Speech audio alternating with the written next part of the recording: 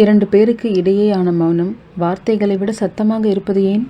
ஒருவேளை நாம் ஒருபோதும் சொல்லாத அனைத்தின் எடையையும் மௌனம் சுமந்து கொண்டிருப்பதால் இருக்கலாம். நாம் விழுங்கிய ஒவ்வொரு மன்னிப்பும், ஒவ்வொரு ஐ மிஸ் யூவையும் நாங்கள் தட்டச்சு செய்து நீக்கினோம். விளக்காமலேயே அவர்கள் புரிந்து கொள்ள வேண்டும் என்று நாங்கள் விரும்பிய ஒவ்வொரு உண்மையும். வார்த்தைகளால் விஷயங்களை மறைக்க முடியும்.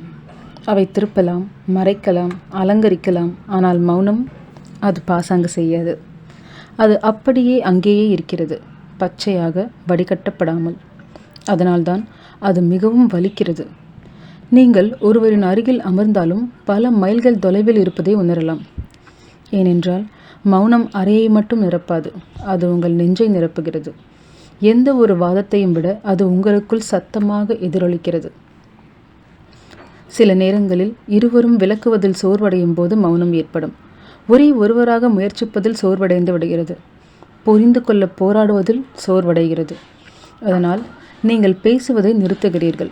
நீங்கள் கவலைப்படாததால் அல்ல, ஆனால் உங்கள் இதயம் சொல்லக்கூடிய அனைத்தையும் நீங்கள் ஏற்கனவே சொல்லிவிட்டதால்.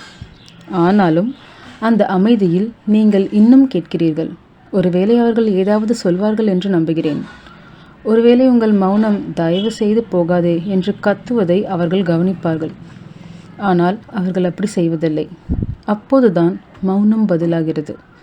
நீங்கள் ஏற்க மறுத்ததை அது உங்களுக்கு சொல்கிறது, ஏதோ மாறிவிட்டது என்று. உங்கள் இருவருக்கும் அது மாறியிருக்கலாம்.